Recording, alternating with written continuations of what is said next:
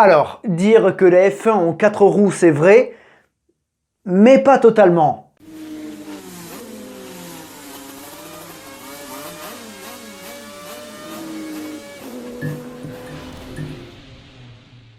La Tyrrell P34 a marqué l'histoire de la Formule 1 avec ses 6 roues. Un concept très particulier introduit par l'équipe de Ken Tyrrell au milieu des années 70. Bien que cette voiture ait gagné un Grand Prix en 1976, il s'avère que ce concept soit un échec. Bienvenue dans ce nouveau moment d'histoire, celui de la Tyrrell P34, la F1 à 6 roues.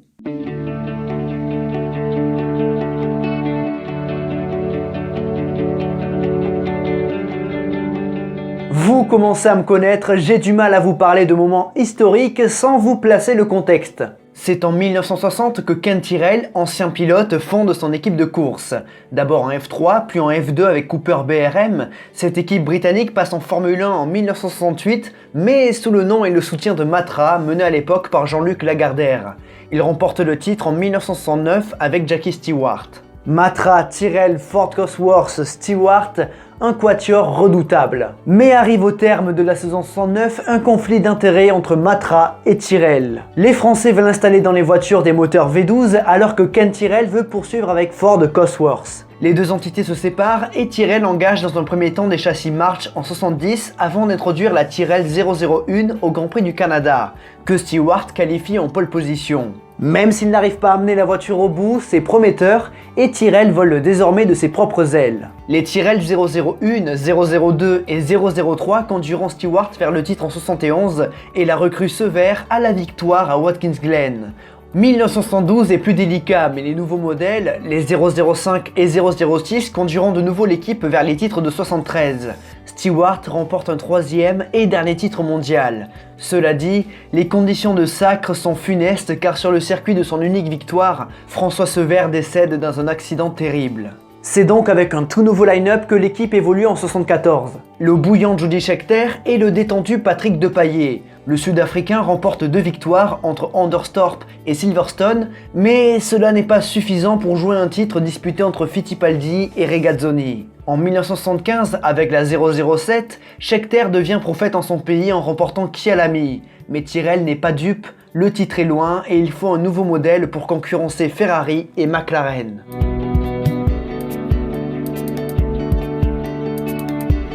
Ken Tyrrell donne à son designer Derek Gartner carte blanche pour sortir de l'atelier une voiture gagnante. Et Derek, il a l'idée d'une voiture à 6 roues depuis plus de 8 ans, mais ce projet lui a été refusé par Colin Chapman.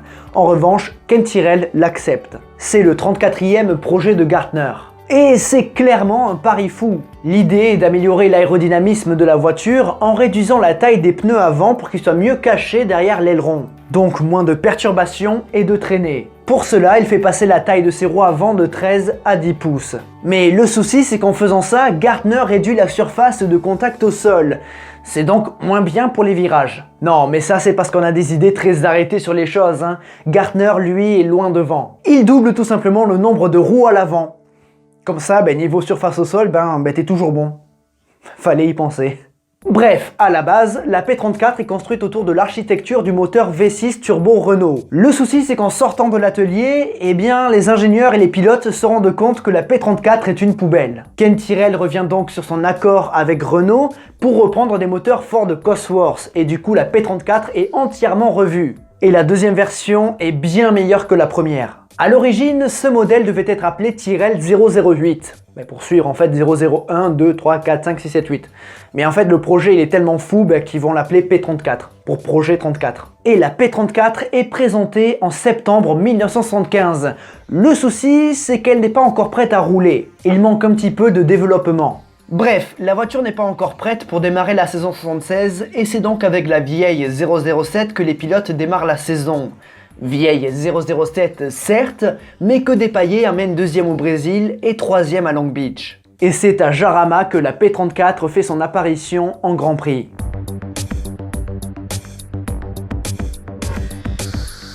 Dans un premier temps, seul Patrick Depailler dispose de la P34 et le Français l'amène au 3e rang en qualification. C'est très rapide. Il faut dire aussi que quelques jours auparavant, la P34 a pris le record du circuit de Zolder. Gartner semble avoir eu du nez. Mais bon, c'est peut-être encore trop tôt pour crier au génie. Quoi qu'il en soit, cette voiture a déjà marqué l'histoire de la F1 et attire la curiosité de tout le paddock, et même de Juan Carlos Ier, le roi d'Espagne. Depailler doit malheureusement abandonner en course, et Scheckter reçoit sa P34 au Grand Prix suivant en Belgique. Il l'amène 4ème alors que le Français abandonne une nouvelle fois sur panne mécanique. Globalement, le concept est bon, la voiture est rapide. La P34 se situe juste derrière les Ferrari et les McLaren. En termes de pilotage, il se trouve qu'il y ait un léger sous-virage, mais ça ne demande qu'à être amélioré. Lors de la manche suivante à Monaco, circuit très sinueux, les P34 terminent 2ème et 3ème juste derrière Niki Lauda. C'est prometteur. Et il se trouve que la P34 soit très à l'aise au Grand Prix suivant à Anderstorp. En effet, ces longues courbes légèrement relevées atténuent le sous-virage de la Tyrrell qui décroche la pole position entre les mains de Jody Scheckter. Mario Andretti prend immédiatement la tête de la course au départ et les Tyrrell sont en embuscade. Mais au 46e tour, l'Américain explose son moteur et les deux P34 émergent en tête de la course. Jody Scheckter remporte le Grand Prix de Suède et Patrick Depailler assure le doublé des F1 à 6 roues. Gardner et Tyrrell ont peut-être réussi leur pari. Mais la deuxième partie de saison est moins évidente. Les pilotes parviennent toujours à monter sur les podiums, mais la victoire est hors de portée. Les Ferrari et McLaren sont trop loin devant. Au final, Tyrrell termine 3ème du championnat constructeur. Scheckter est lui 3ème du championnat pilote, juste devant Patrick Depailler. La P34 avait pour ambition de redonner le titre à Tyrrell et on ne peut pas dire que ce soit une vraie réussite. Mais avec une victoire, plusieurs podiums et une place de 3ème au championnat constructeur, on ne peut pas dire que ce soit vraiment un échec. Les Bleus ont été beaucoup plus compétitifs, passant de la 5ème place en 75 à la 3ème en 76. Mais en interne, les avis sont partagés. D'un côté, Depailler est très enthousiaste, et d'un autre côté, Scheckter est plus sur la réserve. Le Sud-Africain pense que ce concept a déjà atteint son pic. Ce n'est d'ailleurs pas pour rien que Jody quitte l'équipe pour rejoindre Wolf en 77. 77 qui sera la deuxième année de la P34 en compétition.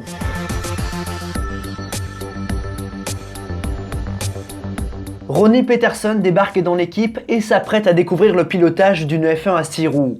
La P34B est aérodynamiquement évoluée et présente une nouvelle livrée. Mais alors que Gardner et Tyrrell espèrent que 77 soit une concrétisation des efforts de 76, il s'avère que les soucis aient empiré. L'équilibre n'est pas bon et le nouveau concept aéro n'aide pas. Goodyear n'a pas fait évoluer ses pneus avant et les pilotes sont en difficulté durant toute la saison. Depailler parvient malgré tout à scorer 3 podiums et Peterson en prend un 4ème pour l'équipe qui termine seulement 6ème du championnat constructeur. Durant la saison 77, il est décidé que le concept de la P34 n'irait pas plus loin. D'une part, les résultats ne sont pas encourageants, mais surtout, Goodyear ne veut plus fabriquer des pneus exclusivement pour les trains avant de Tyrrell. Ken renonce donc et décide de retourner à des F1 plus conventionnels, avec 2 roues de moins. Derek Gardner quitte l'équipe et c'est Maurice Philippe qui s'occupe du développement de la Tyrrell 008. Voiture avec laquelle Patrick Depailler remporte sa première victoire en Formule 1 lors du Grand Prix de Monaco 78. Mais avec les nouvelles philosophies aérodynamiques amenées par Colin Chapman et Lotus, Tyrrell ne reviendra jamais à son niveau de prétendant au titre et ne glanera que 2 autres victoires avec Michele Alboreto en 82 et 83. Malgré tout, Tyrrell restera en Formule 1 jusqu'en 99 où Barr prend la relève. Puis Honda, Brown et Mercedes et on connaît l'histoire.